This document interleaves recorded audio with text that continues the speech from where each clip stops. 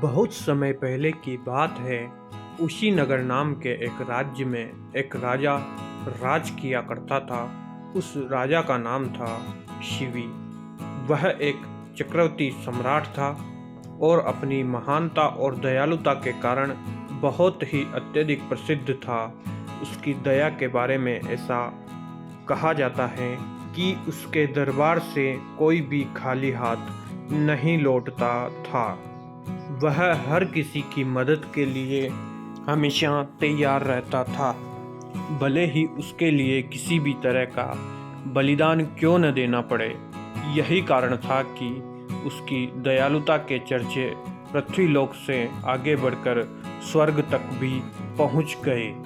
जब इस बात का पता देवों के राजा इंद्र को चला तो उन्होंने मन बनाया कि वह राजा शिवी की परीक्षा स्वयं लेंगे और सुनिश्चित करेंगे कि वह वाकई में राजा शिवी इतने ही दयालु हैं यह या फिर यह उनका महज एक ढोंग है। तो इसकी परीक्षा लेने के लिए उन्होंने एक योजना बनाई। यह तय करने के लिए उन्होंने एक योजना बनाई और अग्निदेव को भी अपने साथ योजना में शामिल होने का निवेदन किया। राजा इंद्र की बात पर अग्निदेव भी राजा शिवी की परीक्षा लेने के लिए तैयार हो गए। फिर क्या था, राजा इंद्र ने एक बाज का रूप धारण किया और अग्निदेव ने एक कबूतर का। दोनों राजा शिवी के दरबार की ओर चल दिए। अग्निदेव कबूतर के रूप में आगे गए और इंद्र बाज के रूप में इस प्रकार उनके पीछे चले कि मानो एक बाज कबूतर का शिकार करने के लिए उसके पीछे उड़ रहा हो। थोड़ी ही देर में अग्निदेव कबूतर के रूप में राजा शिवी के दरबार में पहुंचे और राजा शिवी की जांग पर बैठ गए। उन्होंने राजा से कहा कि एक बाज उसका शिकार करने के लिए पीछे आ रहा है, वह उसकी जान बचा लेवे। कबूतर ने राजन से बहुत अत्यधिक प्रार्थना की कि हे राजन, मैं आपकी दयालुता से आपके शरण में आया हूँ, इसलिए कृपया बाज से मेरी रक्षा कीजिए। कबूतर की यह बात सुनकर राजा ने कहा, बिल्कुल भी चिंता न करो, मेरे होते हुए वह बाज तुम्हारा कुछ भी नहीं बिगाड़ सकता। मैं तुम्हारी रक्षा करने का वचन देता हूँ।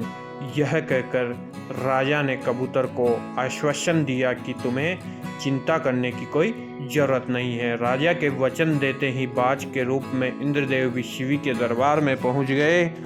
उन्होंने राजा शिवी से कहा कि वह कबूतर मेरा शिकार है, उसे मारकर वह अपनी और अपने बच्चों की भूख मिटाएगा। इसलिए है राजन, आप इस कबूतर को छोड़ दीजिए और इस कबूतर को मेरे हवाले कर दीजिए। तब बाज की बात पर राजा ने कहा, मैंने इस कबूतर को वचन दिया है कि मैं इसके प्राणों की रक्षा करूंगा, इसलिए मैं इसे तुम्हें नहीं दे सकता हूँ।